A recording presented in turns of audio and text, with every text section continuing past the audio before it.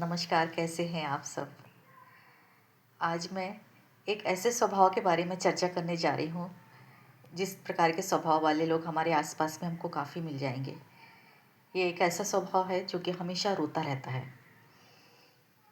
मेरी एक मित्र है, वो हमेशा मैंने उसको जब भी देखा है रोते हुए देखा है।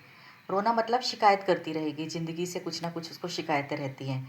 शादी होकर आई तो सास की शिकायत, फिर पति की शिकायत, फिर बच्चे बड़े हो गए तो बच्चों की शिकायत, फिर बहू आ गई तो बहू की शिकायत, देवरानी की शिकायत। जो जो भी उसके आस-पास में है, सबके बारे में शिकायत का पुलिंदा उसके पास में भरा हुआ रहता है। और इतनी बीमार रहेगी, इतना रोती रहती है, इतनी दुबली-पतली है कि उसकी शिकायतें ज़िंदगी के बारे में ख़त्म ही नहीं होती हैं।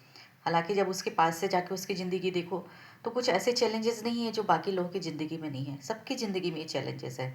हर इंसान की ज़िंदगी में है। कुछ ना कुछ चैलेंजेस देके तो हम इस दुनिया में आए ही हैं ना, लेकिन उसको हमको स्वीकार करना है।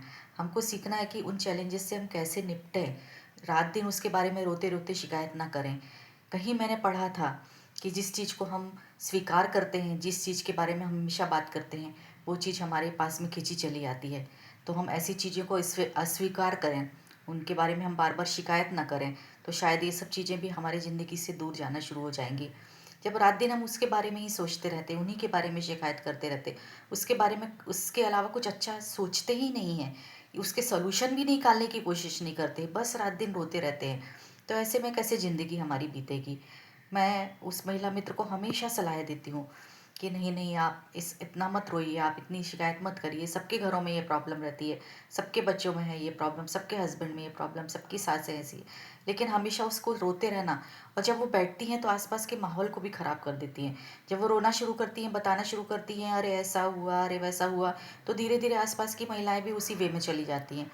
वो भी अपना रोना रोना शुरू कर देती हैं कि हाँ, हमारे यहाँ पर भी ऐसा है। ये तीसरी भी बोलेगी हाँ, हमारे यहाँ पर भी ऐसा है।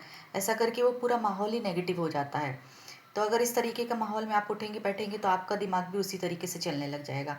आप भी उसी तरीके के शिकायतों का शिकार होंगे। घर में भी आप वैसे ही माहौल लेकर आएंगे अपने स्वभाव को, और अपने परिवार में भी उसी माहौल को बढ़ाएंगे। इसलिए ऐसे लोगों से दूर रहिए और अच्छे लोगों के बीच में उठिए बैठिए।